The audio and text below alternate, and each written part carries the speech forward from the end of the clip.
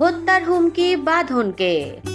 বৈষম্য বিরোধী ছাত্র আন্দোলনে শুরু থেকেই সমর্থন দিয়েছিলেন অভিনেত্রী আজমেরী হক বাঁধন। আবু সাইদের মৃত্যু পাল্টে দেয় তার মনোজগৎ। সেদিন থেকেই সিদ্ধান্ত নেন ছাত্রীদের সঙ্গে রাস্তায় নামতে হবে। এই আন্দোলনে পরিচালক, শিল্পী, কলাকুশলীদের সঙ্গে রাস্তায় ছিলেন বাঁধন। কখনো ফার্মগেট, কখনো শাহবাগ, কখনো শহীদ মিনারে ছাত্র জনতার সঙ্গে মিছিলে মিছিলে দেখা গেছে তাকে। অবশ্য এ কারণে সামাজিক যোগাযোগ মাধ্যমে বিদ্রুপের শিকার হয়েছেন তিনি। এমনকি হত্যার হুমকি পর্যন্ত পেয়েছেন এই অভিনেত্রী। আজমেরী হক বাঁধন বলেন, আমি যেদিন থেকে ছাত্রদের যৌক্তিক আন্দোলনে মাঠে নেমেছি ওই দিন থেকেই আমাকে ফোনে, খুদে বার্তায়, ফেসবুকে মেরে ফেলার হুমকি দিয়ে আসছিল।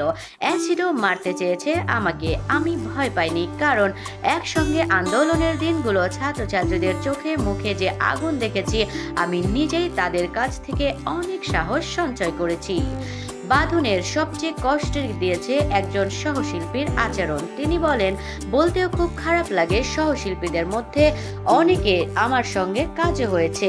তারা ছাত্রদের পক্ষে মাঠে তো ছিলই না, উল্টো আমাকে ভয় দেখিয়েছেন, বঙ্গবিদ্রুপ করেছেন।